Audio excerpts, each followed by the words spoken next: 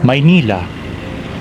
Matao, masikip, magulo. Halos 2 milyon ba naman ang nakitira dito. Idagdag pa riyan ang mga taga-kalapit probinsya na nagtatrabaho dito araw-araw.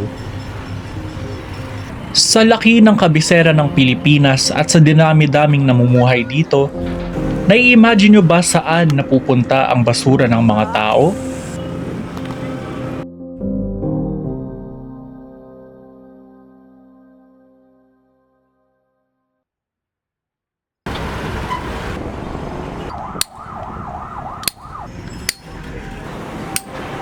Sa sulok na ito ng Kapulong Street sa Tondo, Manila, maaga pa lamang ay nakahilera na ang ilan sa mga residente upang makalikom ng perang maaari nilang ipangtustos sa araw-araw na pangangailangan.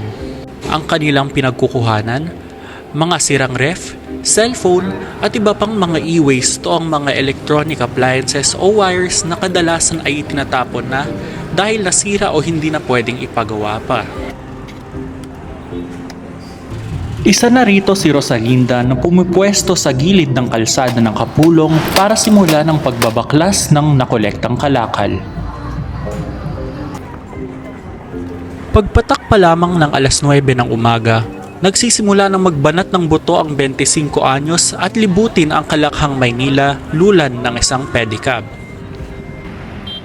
Umaabot ng humigit kumulang 3 oras ang pagpapadyak niya mula Tondo papuntang Pasay at Quiapo para lamang mga lakal ng mga sirang appliances. Umulan o umaraw, ang ilan sa mga residente ng lugar na ito ay nililibot ay iba't ibang parte ng Metro Manila upang maghanap at bumili ng mga electronic waste. Pagkatapos nito ay mano-mano nilang binabaklas ang bawat parte ng mga nakalakal at isa-isang ihihiwalay ang mga parte na pwede pang ibenta sa mga junk shop upang muling magamit at mapakinabangan ng mga malalaking kumpanya. Kilala ang Pilipinas bilang isa sa mga nangungunang e-waste producers sa buong Southeast Asia. Ayon sa Department of Environment and Natural Resources o DENR, umaabot sa 61 million metric tons ng basura ang itinatapon ng Pilipinas sa araw-araw. Umaabot naman sa 4.7 kilos per capita ang nalilikom na e-waste sa bansa noong 2022. Bukod sa kakarampot na puhunan, baon ni Rosalinda sa araw-araw na pangangalakal ang pag-aasa na sasapat ang kikitain sa pambili ng gatas at diaper ng mga anak. Hindi niya alintana ang usok, init o panakanakang ulan para lamang may pangtustos sa gastusin sa pang-araw-araw. Sobrang hirap po. Lalo na matumulan. Kaya wala ako kapote. Kahit nakabasa ka na kung sinitin mo makapamili para lang may kitahin ka. Sa unang tingin, maaaring napakasimple at inosente ang pangangalakal ng e-waste ng mga taga-Kapulong. Pero maaaring di nila alam na itinuturing ito na mapanganib sa ilalim ng Global Environment Treaty na Basel Convention. Ayon sa kasunduang ito, delikado sa kalusugan ng e-waste dahil maaaring makalanghap ang mga tao ng mga kemikal gaya ng lead, mercury at cadmium na makikita sa mga parte nito. Ngayong araw, nakabili si Rosalinda ng isang sirang TV sa halagang 50 pesos. Matapos baklasin ay mabusisi niyang binabalatan o tinatanggal ang rubber casings ng mga wire para sa nickel, aluminum o copper sa loob nito. Hindi ba sinusunog? Kaya ako mas titilin ko na lang kung balataw kung sa sunugin ko. Maka-apekto sa ibang bata.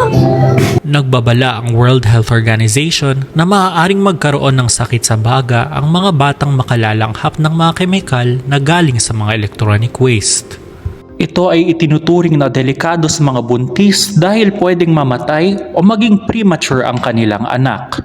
When you burn something, for example rubber, you're releasing chemicals to the air and you are also releasing microparticles na nandyan din, masususpend din siya sa air. So both the smoke, it will get into the air and of course pag nalanghap yun, automatic.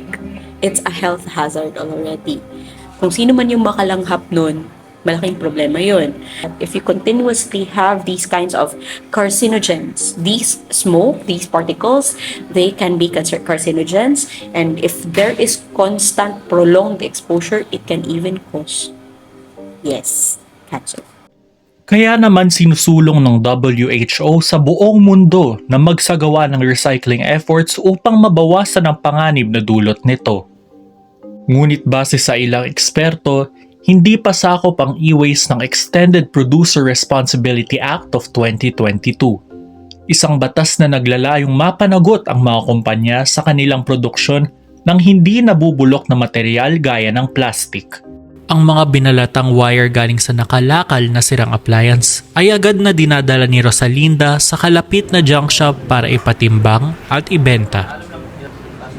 Kapalit ng ilang oras niyang pangangalakal ay halagang 45 pesos na aniyay malabong sumapat para sa kanilang mag-iina.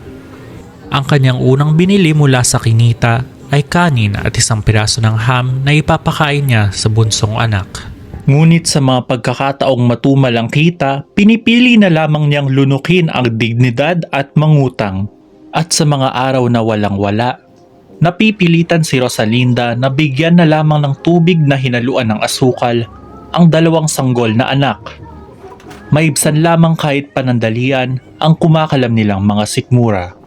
Kasama niya sa pangangalakal ang kapitbahay na si Edith, 72 anyos, na mula pa noong 2012 ay dito na kinukuha ang perang ipinangtutustos sa mga anak at apo.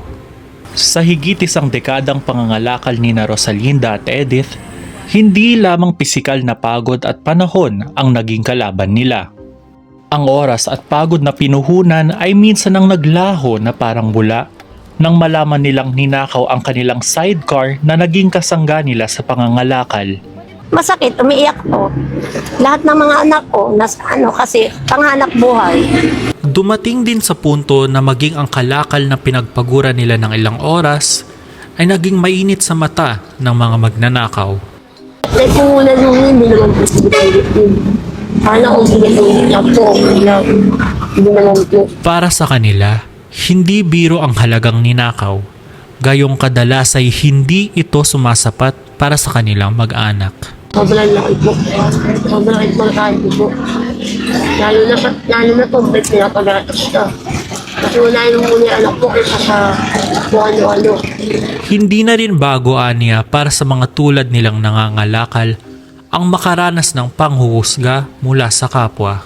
Pero issue raw kami, pero issue ang mga apo ko lahat.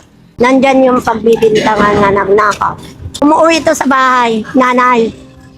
Binubuli kami. Sabi ko bakit? Kasi mahirap kami anak.